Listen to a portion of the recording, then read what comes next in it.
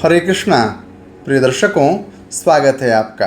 आज मैं उपस्थित हूँ आपकी राशि कन्या राशि के संदर्भ में सितंबर के महीने में होने वाले बदलाव का पूर्ण विवरण लेकर के। सितंबर के महीने में कन्या राशि के जातकों के करियर का क्या हाल रहेगा, व्यवसाय का हालचाल कैसा रहेगा, इनकम कैसी होगी, व्यापार कैसा चलेगा, व्यवसाय कैसा रहेगा, विद्यार्थियों की स्थिति कैसी रहने वाली है सितंबर के महीने में, आपके प्रेम संबंधों का, पारिवारिक संबंधों का क्या हाल रहेगा, ये सारा विवरण मैं बताऊंगा। साथ ही सितंबर के महीने में जिन कन्या राशि के जातकों का जन्म हुआ है, जिन कन्या राशि के जातकों की शादी हुई है, उनके वर्षगांठ और जन्मतिथि के संदर्भ की भी आने वाले पूरे वर्ष में क्या हाल रहेगा, यह भी मैं बतलाने वाला हूँ। कार्यक्रम के अंत में एक छोटा सा और दिव्य चमत्कारी उपाय बताऊंगा, जिससे आपके जीवन में चली आ रही समस्याओं का बेहतर समाधान हो जाएगा। आपके लिए लकी रंग और लकी नंबर कौन सा है, लकी दिन कौन सा है और कौन सी दिशा में यात्रा करने से आपके जीवन में आनंद आ जाएगा, इन सारे विषयों पर आज के इस कार्यक्रम में मैं प्रकाश डालने वाला हूं। आप कार्यक्रम के अंत तक हमारे साथ बने रहिएगा। आइए कार्यक्रम की शुरुआत करते हैं। दर्शकों, सितंबर के महीने में बड़े महत्वपूर्ण गोचर हो रहे हैं। सितंबर के महीने में 7 सितंबर को चंद्रमा पर ग्रहण लगने वाला है। कुंभ राशि में लगने वाला यह ग्रहण आपकी राशि को भी प्रभावित करेगा। साथ ही अन्य गोचर भी बड़े महत्वपूर्ण हैं। ग्रहों के राजा सूर्य 17 सितंबर को अपनी राशि सिंह राशि से निकल करके कन्या में गोचर करेंगे। चंद्रमा तो प्रति 2 से ढाई दिन में एक राशि बदल देते हैं, इसलिए वो 12 से 13 बार राशि परिवर्तन करेंगे सितंबर के महीने में। मंगल का भी गोचर सितंबर के महीने में होने वाला है। 13 सितंबर को मंगल कन्या से निकल करके तुला राशि में जाने वाले हैं।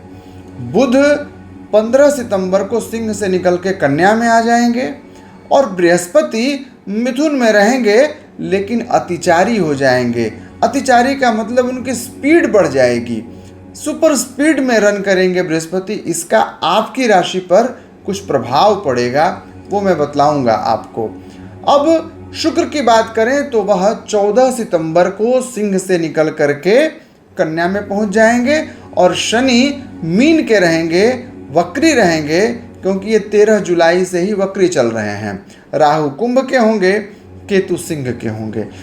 जब तक सितंबर के पूर्वार्ध के 2 सप्ताहों में सूर्य और केतु की युति सिंह में रहेगी, तब तक ग्रहण योग बना रहेगा। तो इन सारे विषयों का आइए अध्ययन करते हैं, देखते हैं कुंडली कैसी बनती है आपकी। दर्शकों, कन्या राशि के लिए जो कुंडली बन रही है उसमें आपके फर्स्ट हाउस में 13 सितंबर के पूर्वाह्न तक रहेंगे मंगल और आपके 6th हाउस में, छठे भाव में, रोग और शत्रु के घर में राहु विद्यमान रहेंगे। यह बड़ी शुभ स्थिति होगी। आपके 7th हाउस जो आपका पत्नी का भाव है, उसमें शनि रहने वाले हैं। 10th हाउस आपके रोजी रोजगार और व्यवसाय के घर में बृहस्पति रहेंगे। लाभ का स्थान आपका खाली रहने वाला है और 12th हाउस में 4 सितारे होंगे, सूर्य, बुध, शुक्र और केतु। तो दर्शकों, रही ये तो कुंडली की बात। अब इस कुंडली का आपके जीवन पर क्या प्रभाव पड़ेगा, यह जान लीजिए। सबसे पहली बात आपके करियर और व्यवसाय की बात। दर्शकों, कन्या राशि के जातक के लिए करियर और व्यवसाय में थोड़ी चुनौतियां आती हुई दिख रही हैं। आपके 10th हाउस का जो स्वामी है वो 12th हाउस में चला गया है।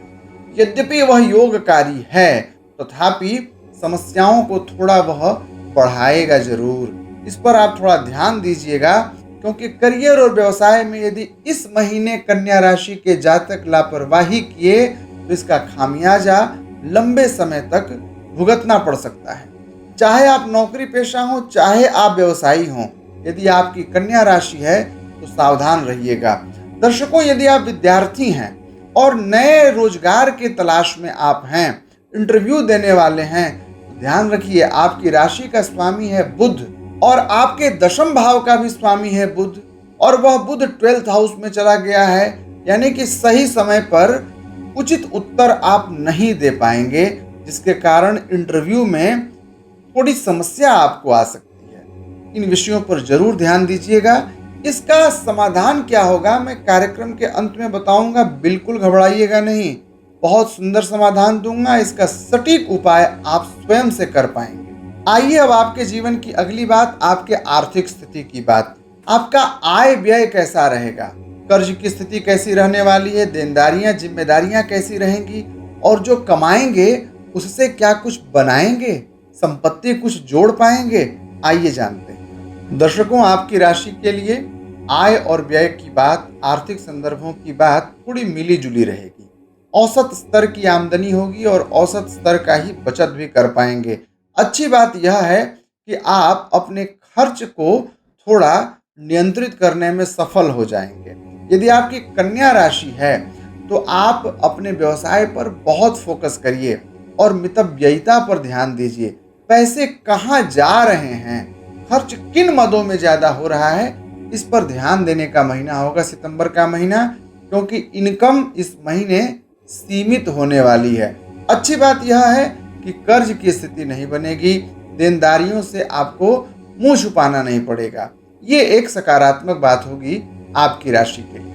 और अब बात आपके प्रेम संबंधों की। प्रेम संबंधों की जब हम बात करते हैं तो आपका सप्तम भाव, जिसमें कि शनि बैठा हुआ है, सितंबर के महीने में ये थोड़ा कष्ट देगा, क्योंकि प्रेम के स्थान में, विवाह के स्थान में, आपकी पत्नी के भाव में, पति के भाव में बैठा हुआ शनि हमेशा पीड़ा देता है।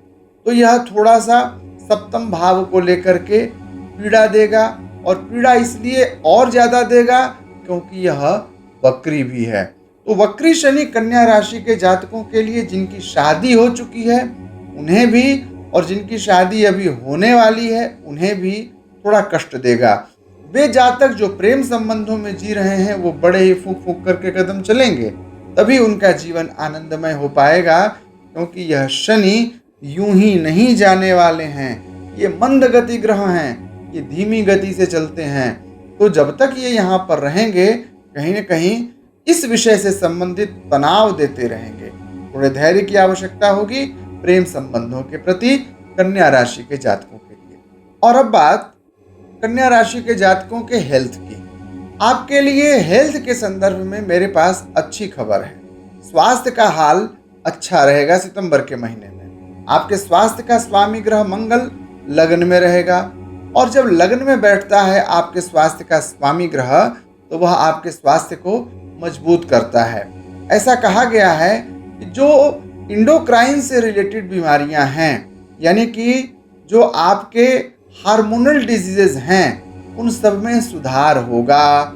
और जो ऐसी बीमारी जिसका पता अब तक नहीं लग पा रहा था, उस बीमारी का भी एक सुंदर समाधान आपके सामने उपस्थित हो जाएगा। जो लोग रक्त संबंधित बीमारियों से परेशान हैं, उनके लिए यह महीना बड़ा ही सकारात्मक होगा। उनकी भी बीमारी इस महीने में नियंत्रित हो जाएगी। तो चाहे हम शारीरिक स्वास्थ्य की बात करें, मानसिक स्वास्थ्य की बात करें, कन्या राशि के जातकों के लिए यह महीना बहुत ही शुभ रहने वाला है स्वास्थ्य के संदर्भों में।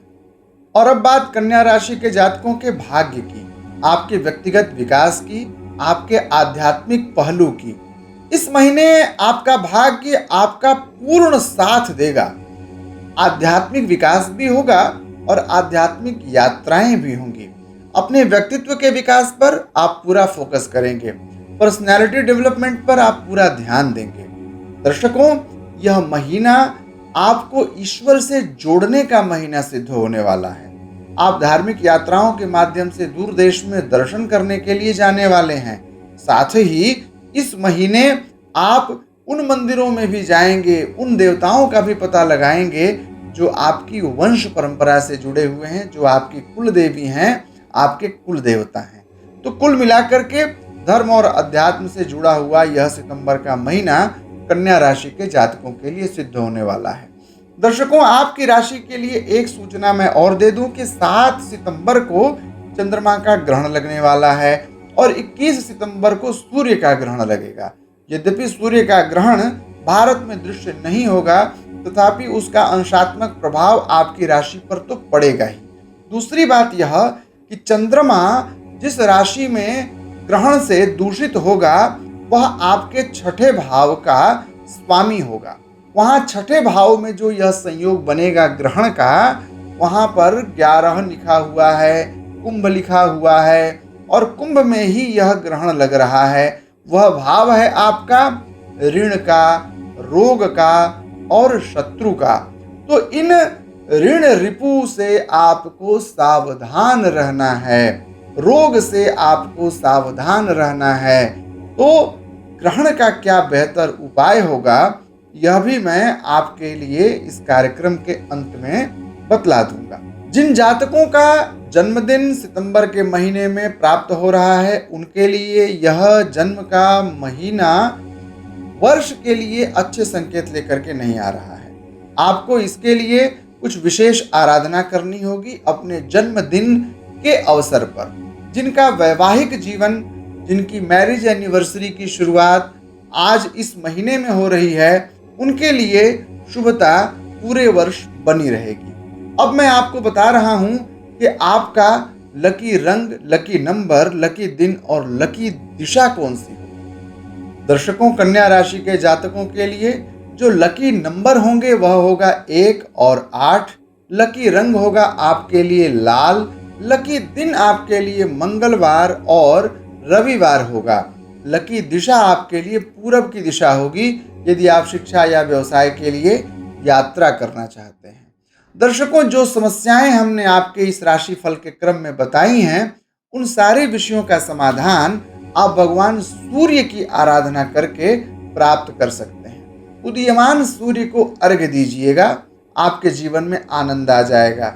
सूर्य को अर्घ्य कैसे दें, इस पर हमने एक बड़ा ही विस्तृत कार्यक्रम बनाया हुआ है। अर्घ्य कैसे दें, इस टॉपिक पर आप हमारे चैनल पर जाकर के सूर्य को अर्घ्य देने की विधि ढूंढ सकते हैं। तो सूर्य की आराधना करिए। आदित्य हृदय स्तोत्र का पाठ करने से समस्त शत्रुओं का क्षय हो जाता है। महर्षि अगस्त्य ने भगवान राम जी को यह प्रधान स्तोत्र प्रदान किया था जब वह रावण से युद्ध के लिए उद्यत हो रहे थे। तो आदित्य हृदय स्तोत्र का पाठ आप अवश्य करिएगा। उगते हुए सूर्य को अर्घ्य दीजिए और भगवान सूर्य तो केवल नमस्कार करने से प्रसन्न हो जाते हैं।